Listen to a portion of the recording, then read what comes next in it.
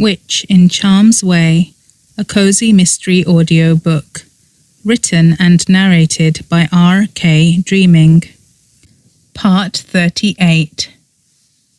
I was utterly relieved. I had been so afraid that Allegra would be horrified and disgusted and frightened by my terrible truth. But here she was, cuddling me on the couch, desperate to comfort me, trying to find a way to make this problem go away, like she had always tried to make my problems go away. "Tell me what your symptoms are again," she demanded. She reeled off the ones that she could remember. "You burn in the sunlight, you've been feeling some bloodthirst, but nothing overwhelming yet, but you've still got your reflection, and you haven't noticed a sudden increase in strength." "And my heartbeat is still normal," I said. "Thank goodness," she said. "And no fangs," I said lightly. I opened my mouth to show her. "See?" "That's good," she said. "That's really, really good." She got up from the couch and started pacing, her arms crossed tightly over her chest and her brows furrowed with concentration. "And you think that it was a flare of magic that stopped it," she said. "You felt your magic come out and protect you?" She looked at me to confirm this. I nodded. It was the last thing I remember before I passed out after the vampire attack. My magic just started burning inside me, and then it burst out of me so strongly. It felt like an explosion, a fireball. I passed out. I don't remember the rest of it. I don't even know what happened to the vampire. It wasn't there when I regained consciousness. Somehow I managed to get home. "And then you were sick for a week," she said. I nodded. It felt like a fever. I slept for days, and I woke up only for moments in between, and I was so thirsty. I drank so much water. "And the bite mark?" she said tentatively. I touched the side of my neck hesitantly. "It must have healed right away. It hasn't even left a scar. I think my magic did it." Allegra came over to take a look, and she touched my neck gently. She didn't have to tell me that she couldn't see anything there, because I had already looked in the mirror about 1,000 times just to make sure. "Your skin is cold," she said. "Colder than it should be." I grimaced. "Cold and clammy, that's me." She shook her head. "No, not that cold, not undead cold. It just feels like you've been out in the cold weather for too long and you haven't warmed up yet." "Tell me about it," I mumbled. "It feels like it's radiating from the inside out. I just wish I could sit in the warm sunshine and heat myself up." She giggled. "Like a lizard." I shot her a dirty look. "It's not funny." She sobered up immediately. "So what are we going to do? There has to be some kind of magic to stop it in its tracks and reverse it. After all, your own magic did flare up and start the process, which is incredible. I've never heard of anything like that. This is amazing. We have to do some research. There must be something." She was so excited with her train of thought that she was shaking with impatience to get started. I shook my head. "I've already been to the library. I know that there's loads more books in there, but the ones that I found didn't have anything useful in them at all." She looked crestfallen. "There has to be," she insisted. "We can't give up until we've read every single one from back to front. And I wonder if I can make some discreet inquiries of people who might know things. Very discreet." The intense determination on her face was such a distinctive Allegra look that it made me giggle. "It's not funny," she said angrily. "Esme, this is really, really bad." This is so bad." She looked horrified as she allowed her mind to dwell on how bad it was. "You don't need to tell me," I said seriously. "You think I don't know? Nosferatu is all I've been thinking about since it happened." Her face went pale. "Don't say that word," she said.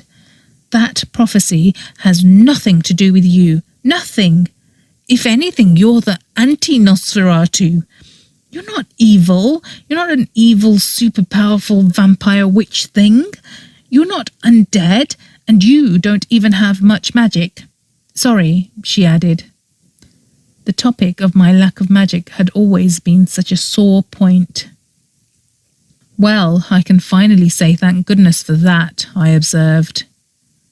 She took a deep breath, and then she said a bit hesitantly, "I know that it might be tempting for you to think that Oberon can help you because he's a vampire and a daywalker, but no, that's not it," I said. "I want to help him because I think he didn't do it. I don't see how it's possible for him to help me anyway."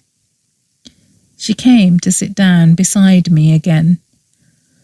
"I suppose that if we were scholars of magic, we could theorize about why daywalkers are unaffected by sunlight, and why vampires aren't undead, and what magic makes them so, and then see how it applies to you. But if it was possible to unravel, surely it would have been done by now. How eldritch ambient magic works has always been such a mystery. They're just born that way." It was true. Eldritch beings were born with magic infused in their DNA that gave them various different kinds of special powers. This was not the same as wand magic, the kind of magic that could be shaped and amplified and directed through a wand. Wand magic was what made a person a witch or wizard. Admittedly, some eldritch beings were born with wand magic too, but that was entirely different from their ambient eldritch magic. The fact that Oberon Jr. had some kind of magic in his DNA that left him unharmed by sunlight and let him, a vampire, stay alive rather than being undead was remarkable. But it was not going to be able to help me.